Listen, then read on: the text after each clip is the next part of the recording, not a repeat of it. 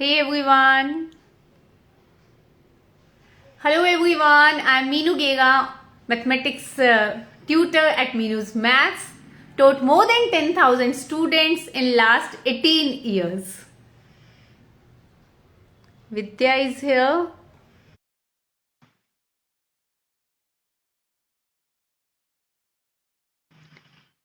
Today in my live session. Okay. Yeah, hi Vidya. Hello. Now can you see me? Yes, I can see you. And I hope Fine. everyone can see you.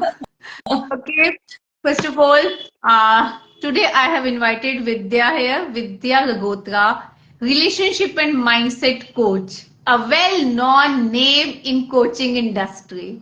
Thank you. She is in mindset coaching from last 14 years, and from last 5 years she is working as a relationship coach also. Thank you so much Vidya for taking out your precious time for this session. And sorry for this inconvenience of a technical issue. Thank you, dear. Thank you so much, Meenu, for inviting. Okay, so first of all, I would like to ask you that how are you in this relationship coaching? What is your background and what's your story behind this profession? Good question, Meenu. It really goes long back, I should say. That yeah, since childhood, I've seen there was a tiff in my parental relationships. My family, in my parents, they had ups and downs in their relationship. I've seen them since I was the youngest one. Mostly, I've seen them very happy with each other, and there were times when I've seen that they were unhappy as well. However, one consistent pattern that remained in my life was where I saw that my mom, I used to find her depressed most of the time. There were good times as well, but her mood swings, there were a lot of mood swings. And that had affected my growing up teenage years a lot. I had no idea when should I speak something and when should I not speak something. And same with my dad as well. So this is the consistent pattern that I'd seen about mood swings. Then when I grew up, I got into my own world and I got busy. So once I got married, I saw that I was repeating the patterns of my parents, sometimes going silent and sometimes going really high. And then I was creating the ups and lows in my marriage. And once the major setback came when I was at the peak of career and I stopped having my career after marriage. I fell into a very comfortable space of family. My family was good. There was really everything available around me. Social life was good. And I was feeling emptiness in my life. So again, there was a phase came where I went into depression. And that time it was diagnosed that this was not the first time I was going in depression. I had been in depression during my teenage years also. It used to come, it used to go, and I had no idea I was going through. But after the childbirth, I saw myself going into chronic depression. Now that lasted for long. And it was time that I need to come out of it. And I was started taking wrong decisions about my life. I decided that I'll quit my marriage, I'll focus on career somehow, then I'll feel better. Let me focus on children, then I'll feel better. And I was doing everything and I was not feeling better at all. So I realized this has something seriously to do with my inner world rather than outside world. And I was into spirituality since very beginning of my life. And yet I was not able to focus on spirituality. So there's nothing wrong in spirituality. It's just that our focus determines how much you get out of it. So my focus was also deviating from spirituality. So I was not able to handle myself. I got myself counseled, but that was like, a brief period of happiness. Again, the depression used to come back. So then I got myself coached. When I got myself coached, I got the clarity what I have to do, what I have to achieve in my life. And life is not only about economic stability, or it's about just catering to your needs. The life had a much bigger purpose in my world, in my head. So I found my purpose that I don't want children to go through the uh, problems that I have been through in my life. Although my problems are really not very huge to be validated as, oh my God. But yes, it had impact on my adulthood and my decision making strategies that I have carved out. And then I decided that yes, I'm going to give some kind of good environment, conducive, healthy environment to children, so that their upbringing becomes calm and composed. And as adults, also, they are very calm and composed while taking decisions.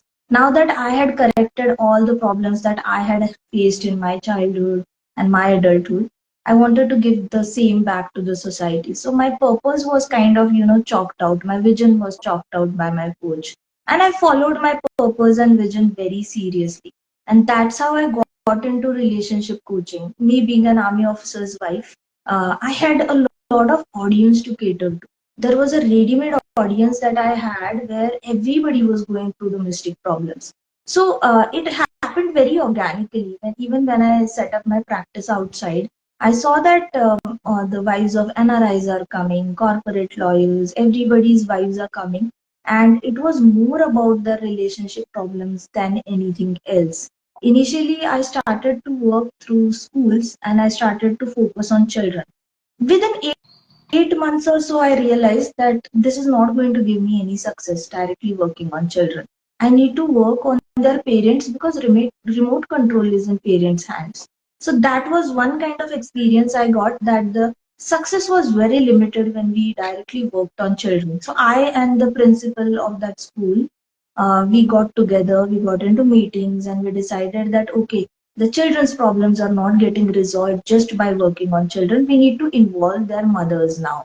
Fathers were busy, some had gone abroad, many of them were in Canada or US. So mothers were all alone in India. So we started working along with mothers, me and the principal, she had become my friend. So we saw very positive results in children. The moment we worked on mothers, the children started really having good grades. They started participating in extracurricular. They started focusing in the classroom. They started smiling. There were so many children, they hardly smiled. They were always shy or some kind of, introvert nature was there. We saw it in front of eyes that the behavior of children is changing. And then that's how I came to this conclusion that I'm going to work on mothers and I'm going to give a conducive environment to a child at home, because more power lies in mother's hand at home as compared to father. Father is most of the time out of the house and mother is at home. And even if she is a working lady, yet the child always depends on the mother only for any kind of request that it has in his life.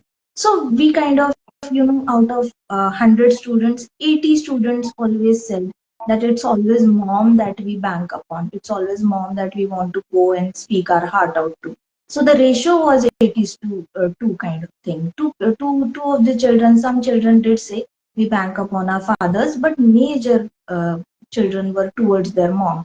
And that's how I decided I'm going to go for relationship coaching for mothers.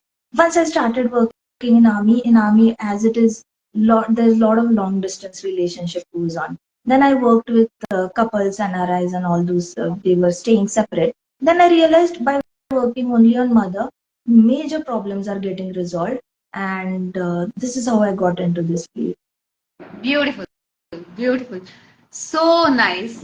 So I hope my audience has understood, as Vidya is relationship coach and I have invited her to discuss how the effect of relationship in between couple, how that affect on their children, because I work with children, so this is the reason that I have invited Vidya here.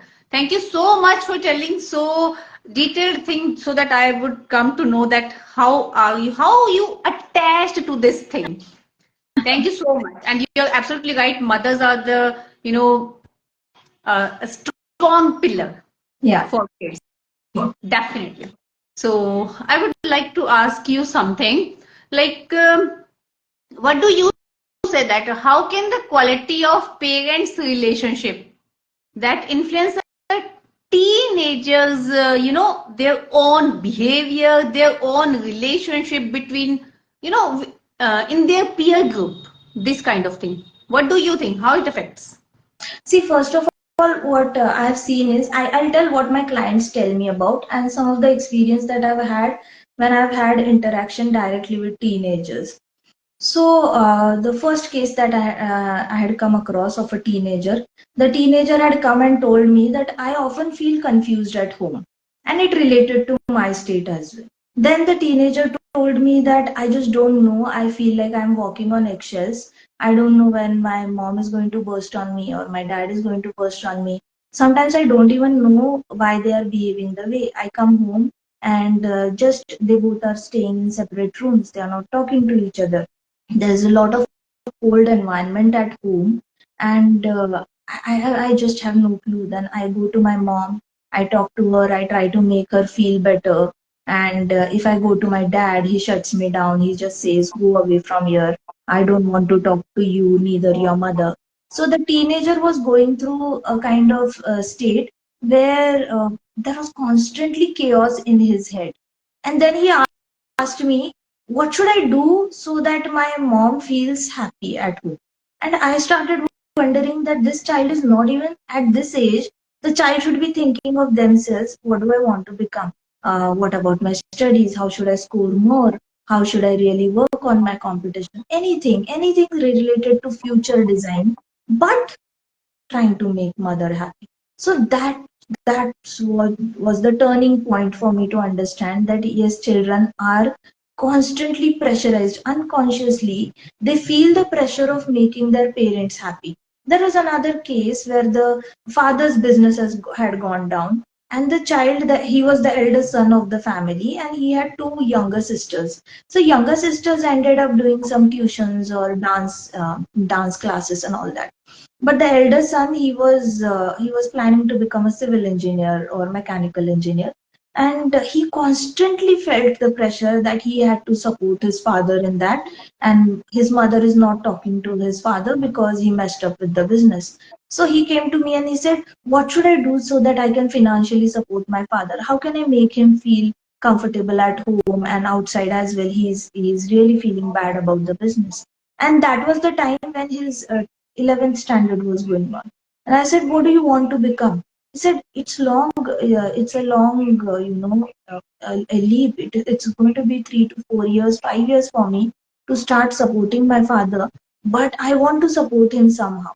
So he was feeling the pressure. Why? Because mom was not okay with the failure of the father since his business has gone down. So since mama is not talking to dad, dad is also getting not feeling good at home, and then this child is not feeling good at home. He's trying to make dad happy so that mama becomes happy by dad. So children constantly go through that unconscious pressure. Parents are not going to go and tell them, "Make me happy." Children has that obligation inside them that they have done so much for me. Now they are going through. So as they are growing, this is what in spirituality it is said that as a human being they grow, their aham increases. Aham, I-ness and minus, ahamta and mamat. So what happens is my mom, my dad, my studies, my responsibility, my siblings, everything, their mamata, minus. This goes on increasing. Initially it is I-ness, then it goes on minus. And the more minus it increases, the more they try to please. Now in adulthood, these children grow up and they try to become people pleasers. The day they'll see their colleague is not feeling well, their compassionate side will come out.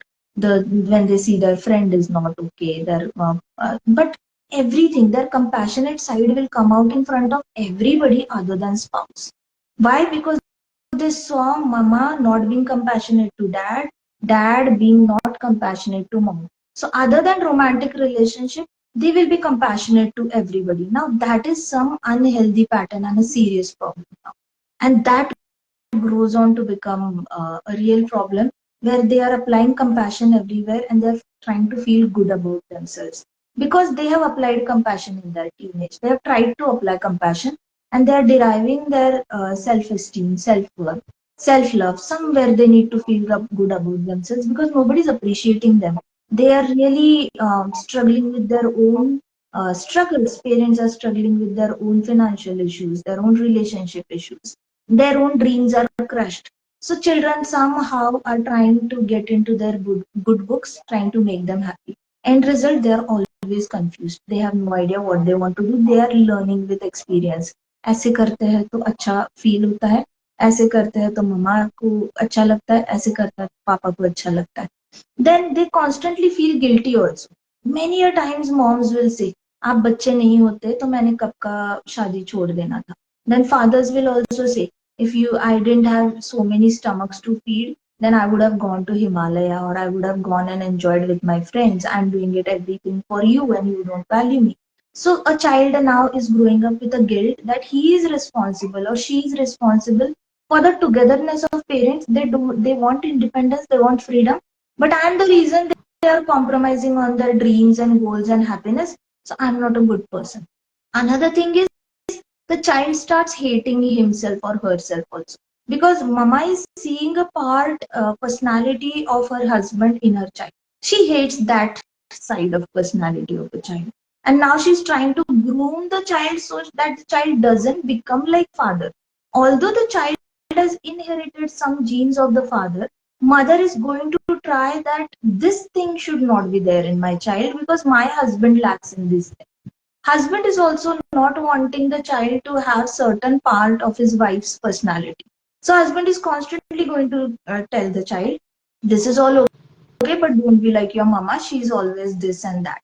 So the child knows there is one part of mother and one part of father inside him which is hated by the family, and that contributes to his hatred towards himself. He starts feeling the lackness in his own personality, and while growing, he's listening and he's trying not to be like them. But as the saying goes, if you're going to meditate on a blue elephant, you are going to think about the blue elephant only. So when the child is meditating, I don't have to become like mama in this department, I don't have to become like dad in this department. So already he has meditated on that personalities. Now you become the person on what qualities of people you meditate upon. So when the child grows, gets married or she gets married, they have there it becomes the algorithm in their brain that such kind of behavior I don't want to do, but it is happening from me. I don't know how it is happening. And slowly, initially they feel guilty, but slowly it becomes a part of their body. It becomes body language, it becomes their algorithm, everything. And it's repeated, it has to repeat hardly 5 to 6 times. And then they get used to that behavior and they stop feeling guilty. That's when they realize that okay, fine, I'm like that because my parents are like that. There's nothing wrong.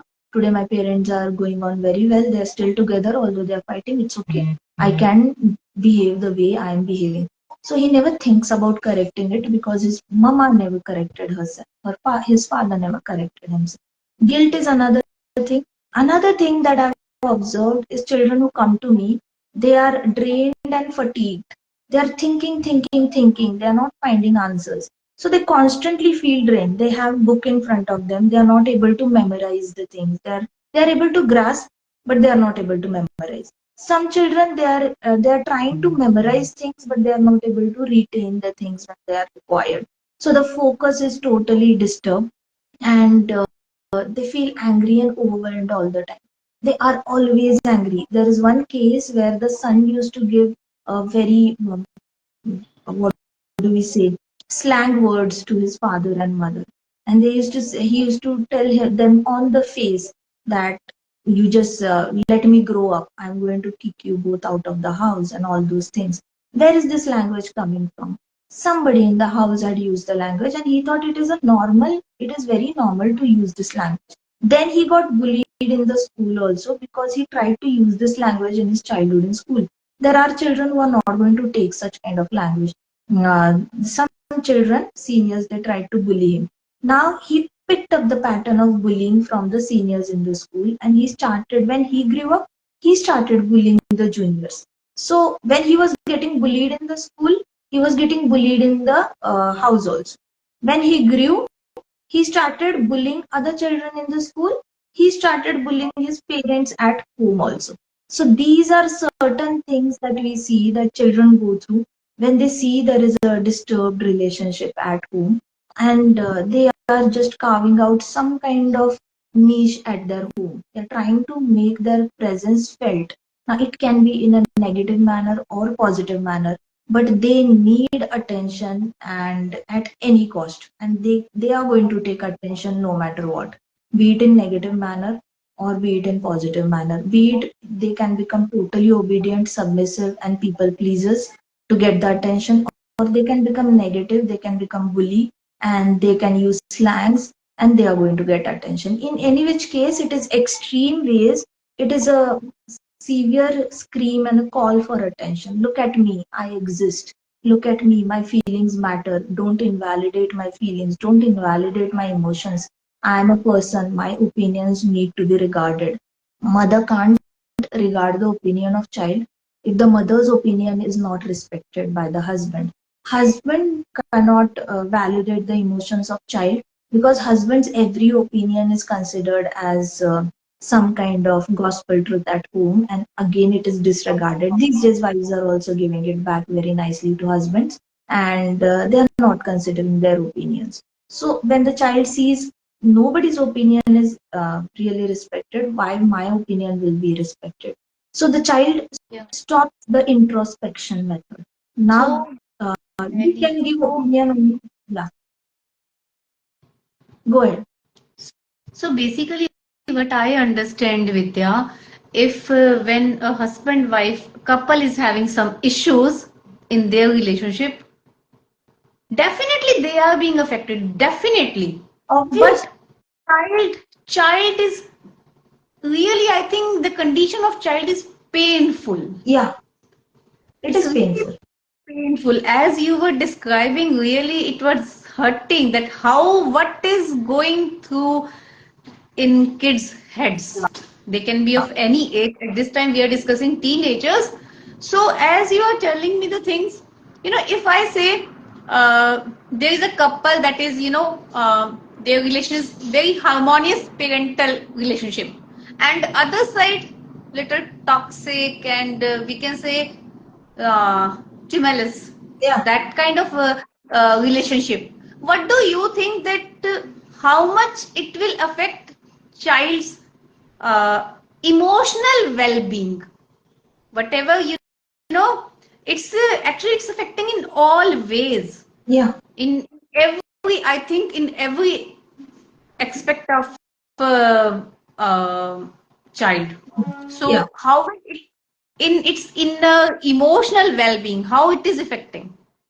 The emotional well-being is where the child is going to see every soul. Now let us come to the fundamentals of human beings and soul. Let us not look at a child with the child body, and let us not look at adults like a big body. Let us look at everybody like they are souls, and there is a mind attached to it, there is an intelligence attached to it. Now when you look at that platform, a child is a soul after all.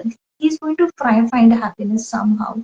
Nobody can stay with a peak of these emotions are like they are like coming peaks. There is a difference between how you feel at 10 o'clock in contrast to how you're going to feel at 12 o'clock. Am I right? So there are going to be such kind of spikes in the emotions. So when it comes to children's emotions, they are going to find happiness somehow. They're trying to find happiness. That's how in India there is a 32% rise in alcohol intake of a 13-year-old child. There is a 62% rise in drug intake of a 15-year-old child. And there is 72% increase in the girls getting pregnant before the age of 18. Where is this coming from? It is coming from the need of trying to find happiness and not finding it, then failing it. So a child is going to try to find happiness. Now at home, if the culture is spiritual, then the child is going to try to find happiness by doing some kind of spiritual things, worshipping, going to temple, meditating. If the culture at home is okay, mama and papa try to burst their stress by reading books. So child is going to grow up reading books constantly, and that is how child will cope up. If at home father is trying to cope up with his struggles by drinking, mother is trying to cope up with the struggles by talking about it, gossiping constantly. and criticizing. So gossips normally include criticism. So child knows mama is on call criticizing and gossiping about dad. Sometimes she talks about me also because I give her back just like my dad gives back to her. So she does talk about me to Masi or Taiji or somebody at home. She does speak to Nani ji also about me. So child, if it he's growing in such kind of culture, then you will see that the child is going to find a friend. A friend can be from good background or bad background as well, depending upon what that friend's lifestyle is at their home, their parents' lifestyle is.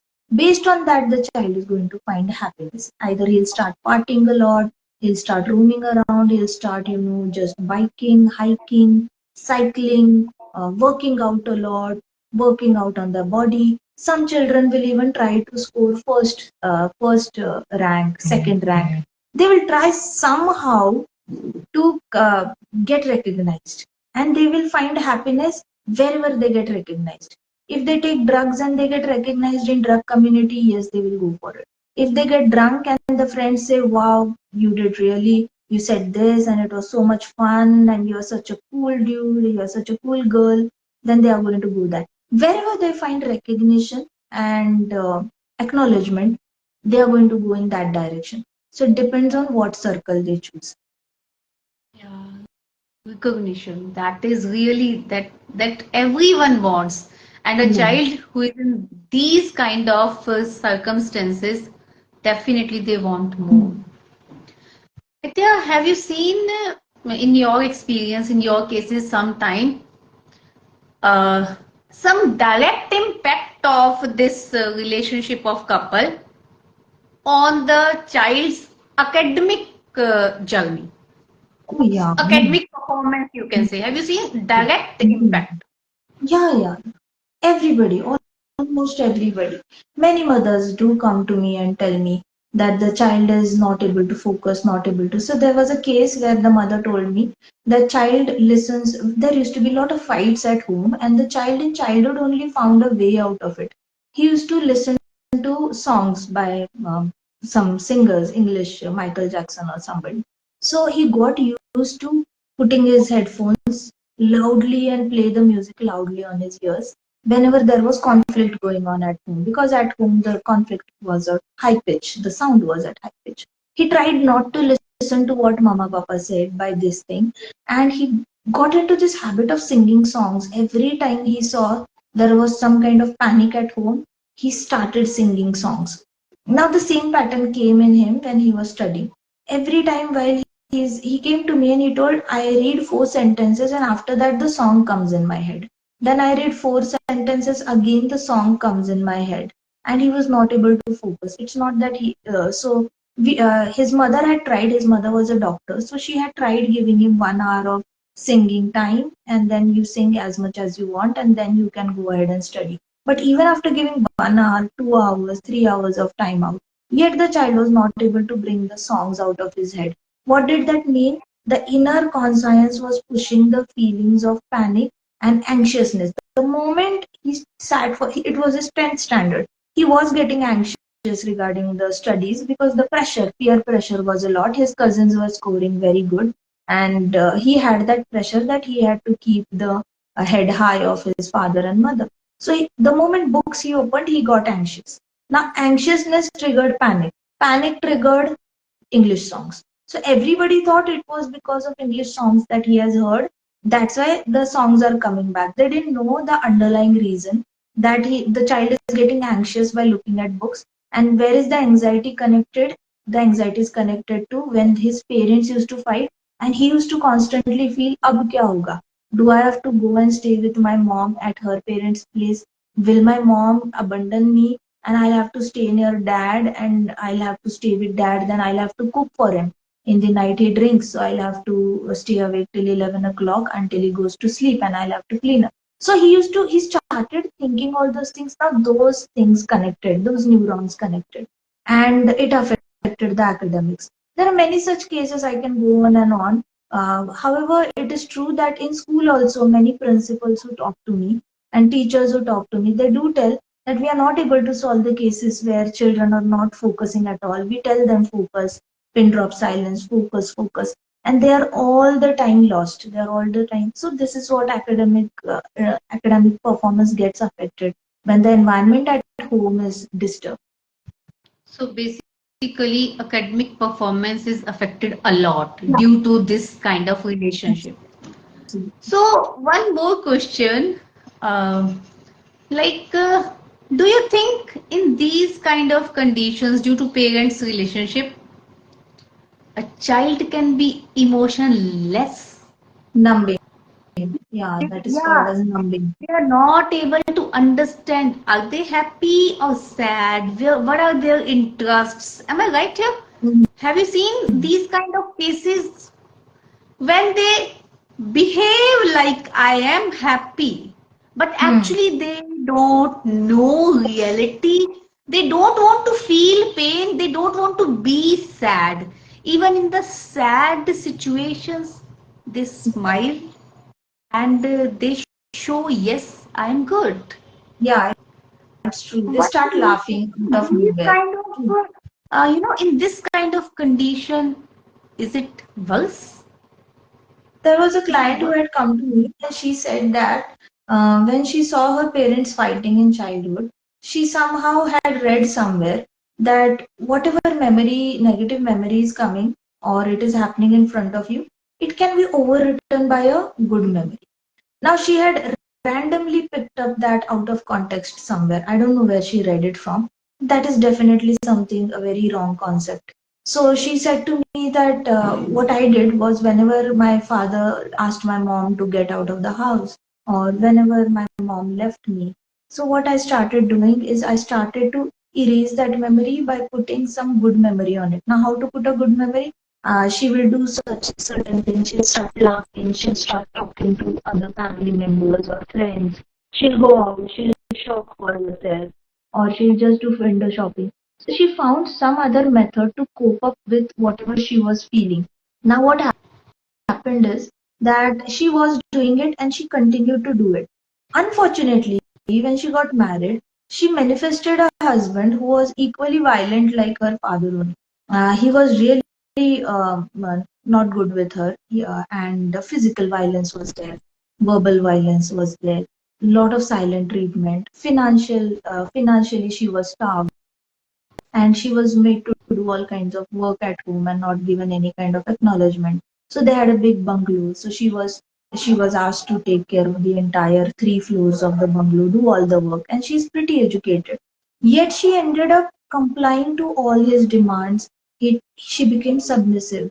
She tried to please everybody in the family. It was a joint family. I mean, just in-laws and husband. But yet she tried to please everybody. And what method did she try to cope up with? She didn't even understand that she was going down the hole of this marital situation in the direction of self destruction. She kept on laughing and talking to neighbors, best friends. She made some girl friends around, neighbors and all. So she kept on laughing and talking about some funny shows and everything.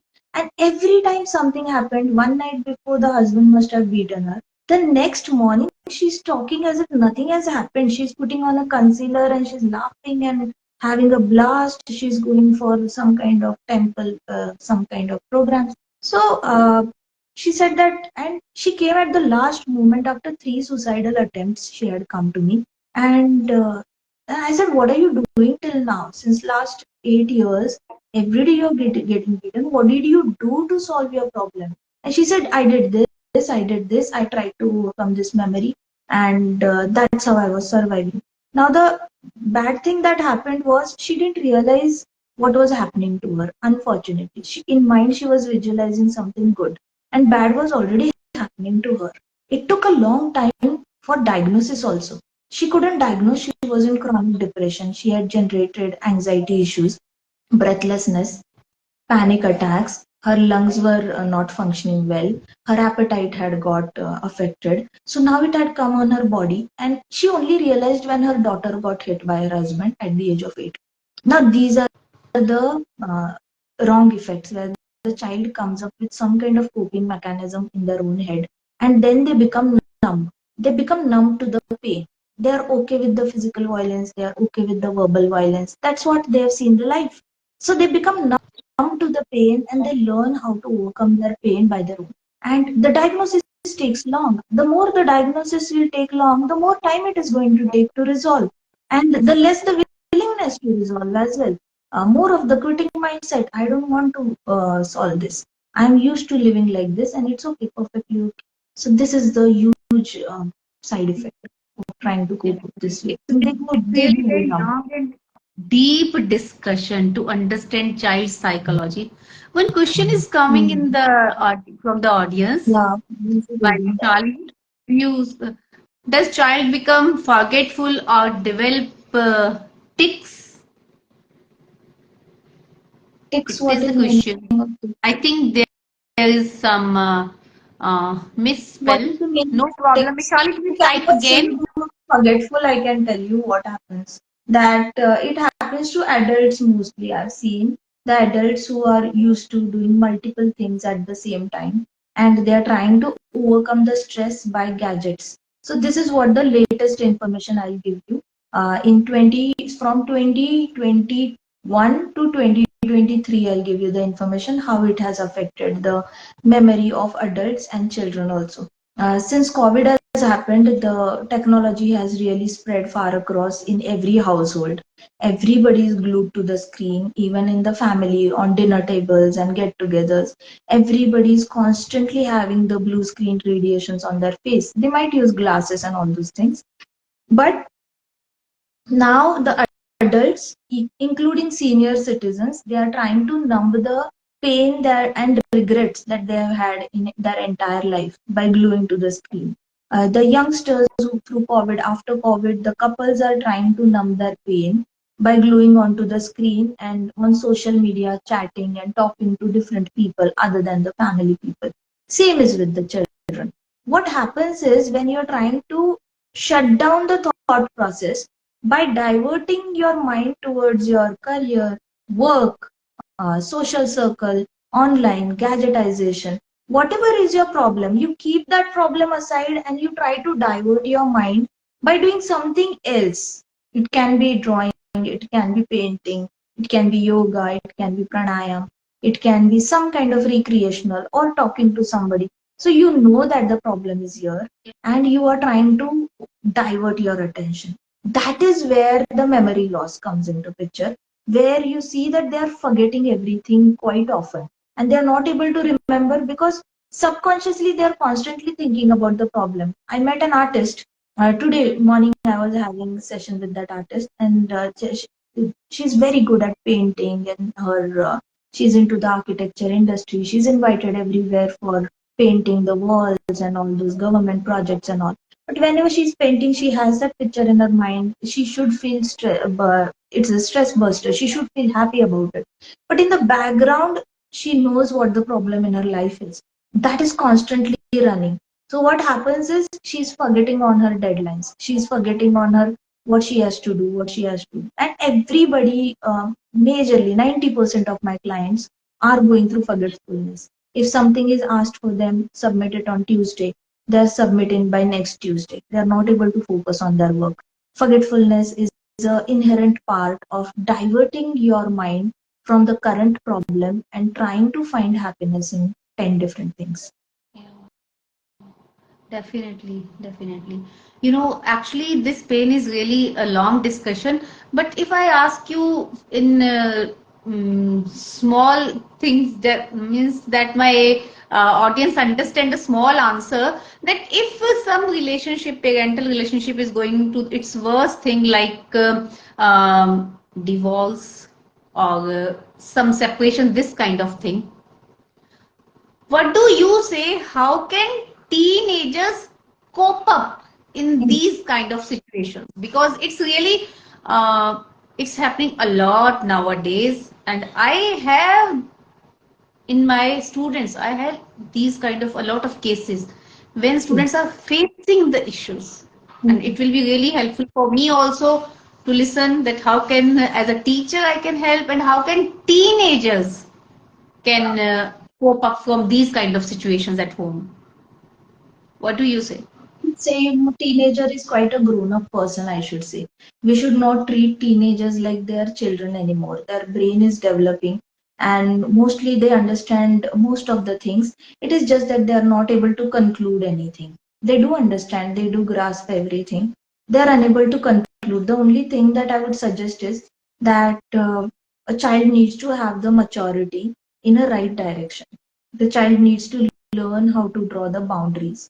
Sometimes your husband comes as a person who becomes toxic in your life. Sometimes your wife is a toxic person in your life. And unfortunately, sometimes you are blessed with toxic parents in your life. So the only way to go ahead with this situation where you see parents are having conflict, they are not really amicably reconciling with each other, then the child should learn to draw boundaries. The child should decide that there are going to be people who are going to teach how to be in this world, and these are the two people who have come in my life.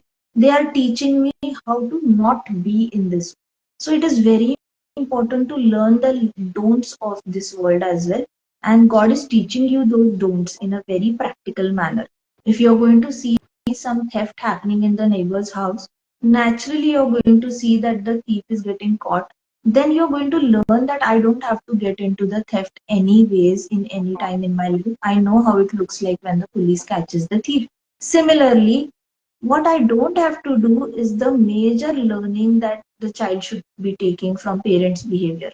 Then the child should be drawing the boundaries. They should not be considering themselves responsible to make their parents happy at this young age. When they grow old, as it is, the child will take responsibility of parents.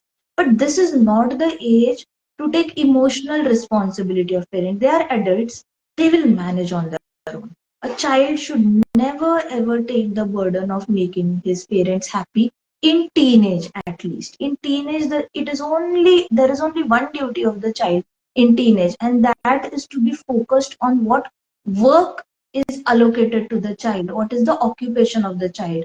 In these modern era, the main occupation of the child is whichever school you are enrolled. It can be a trade school, it can be a skill school, or it can be an academic school related to books. In any school that you are admitted to, there is only one occupation, that you focus on your present and give your best to the present. You are nowhere entitled to make your parents happy by saying yes to everything they say. If they are going to expect the child to be in a certain manner because their partner couldn't be in that manner, then it is child's responsibility to say, Dad, you expect these things from mom, don't expect these things from me. This is how right now I have this work to focus on. So a child should always prioritize whatever work is there in his hand, that he should be prioritizing, and start learning to draw boundaries. Parents need to understand that they are no more role models. They have behaved in such a manner that they Yeah. don't deserve to be role models of these new generation.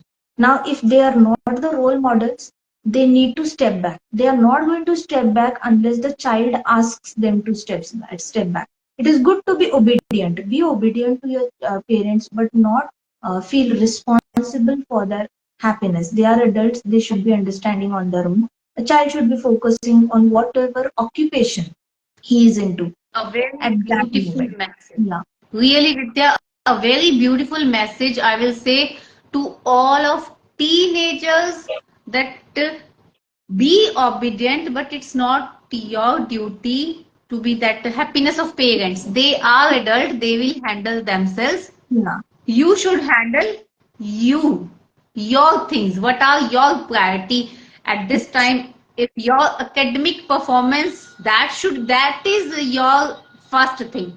So please, everyone, whoever teenager is listening to me, I just want to repeat Vidya's words. Beta, it's not your responsibility. Parents are not your responsibility. Be obedient, yes, but first of all, think about you. That Yeah. is really a At very, this very good message, age, Vidya. Very as a nice. teenager. As, Yeah, as a teenager. As as per a our teenager. schedules, yeah, when they grow, when parents are bedridden, when they're Yeah, really old, definitely.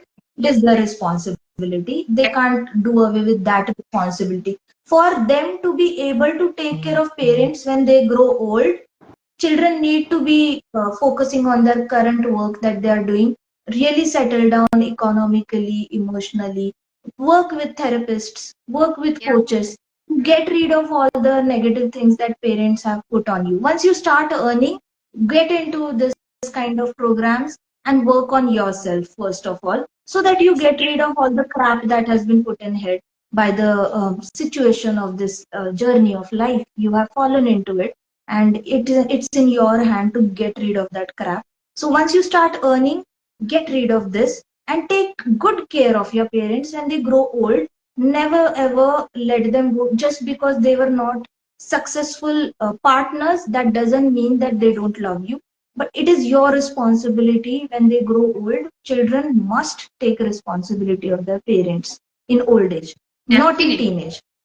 Yeah. Yeah, for teenagers, the message is that uh, they are not responsible for parents' happiness. They are responsible for their own thing. It doesn't mean that they shouldn't care parents. Definitely, they should be polite with the parents. They should be obedient to the parents. But if they are adult, then it's really their responsibility to take more care if they are really capable. That is Yeah. that is the thing. That is the thing. So Since really, we Vidya, it was beautiful, beautiful discussion. And if anyone is listening me and you want any kind of guidance regarding regarding your kids, and if you are having some difficulties in your relationships, please contact Vidya. She is exactly the right person. And really, I don't want to end the discussion. I am in so much the thing. Thank you so much, Vidya. And if from audience anyone is feeling some issues in their academic performance, so I am here for you, mathematics tutor for your kids. So you can connect me also. Thank you so much, Vidya, for your precious time. If you want to give a specific message, whatever I understood, I have given the message. If you want to give any specific message to my audience, there may be parents, there may be kids also. Kids means teenagers. So please give a beautiful message, because I think a beautiful message can change someone's life. Am I right?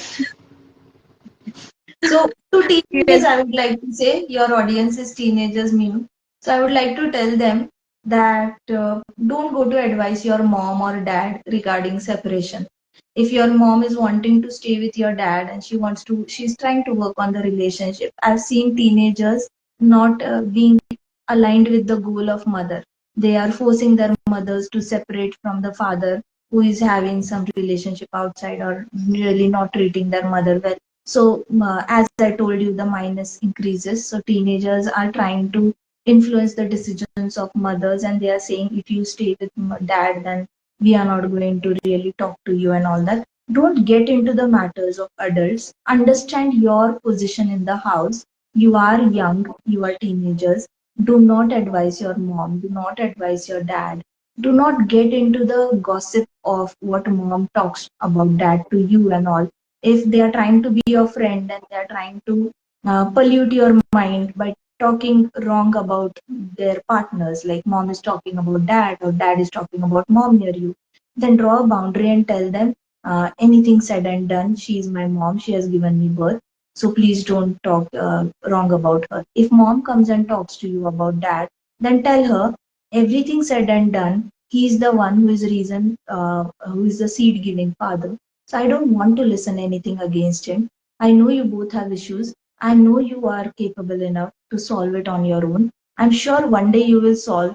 You want to stay in the relationship, you will stay. You don't want to stay in the relationship, you will not stay. I request you, don't pollute my mind with my father's wrongdoings or my mother's wrongdoings.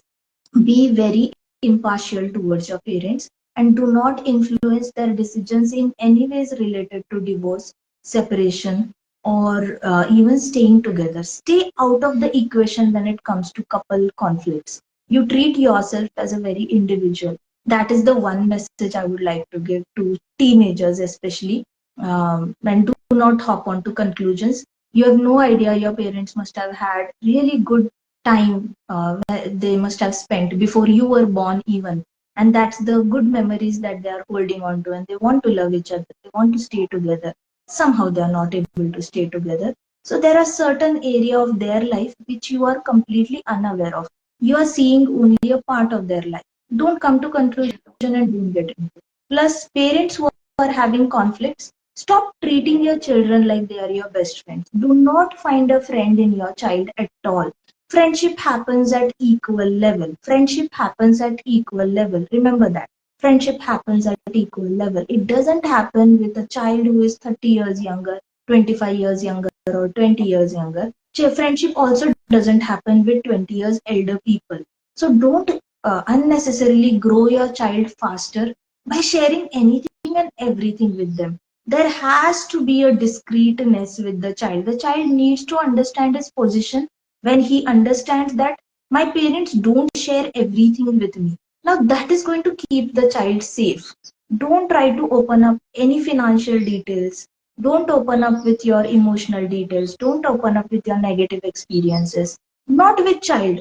Do go share with your friends, family, mother, and everybody. Don't be friends where there is a generational gap. Be friends with equal, and the child has to be protected. The child has to realize that everything among all the struggles, you have nothing to do with them. You do your work, you mind your business, and we will mind our business. We are going to take care of our struggles. So keep that gap between child and you. Okay, thank you so much, Vidya, and thank you so much to all of my audience who has joined. So, I can't, this AP Iksha, I am not able to pronounce your name. Sorry, thank you for joining. Thank you. Yeah. Apeksha. Okay, thank you, Apeksha, Akshara, Mishali, uh, Avninder. This is Balfi uh, Sharfi. I don't know that if I pronounce anything wrong, I'm sorry in advance. Mahesh Bej. Thank you everyone for joining. Healthy, healthy, Health and wellness. yeah, health and wellness. Aditya, Shivangi, Nia, Narinder, Payal, Bablu, and Lakshmi, Satya, Shravri, and a big thanks to Vidya. Thank you, Thank Meenu. you It so was a much. It great was time. really Great beautiful time. to talk to you. It was really beautiful. Thank you so much. Thank you, Meenu. Okay, bye, dear. Bye bye. Take care. Take Everyone, care. bye, and thank you for joining. Bye. Bye. Bye, Peksha. Bye, Mishali.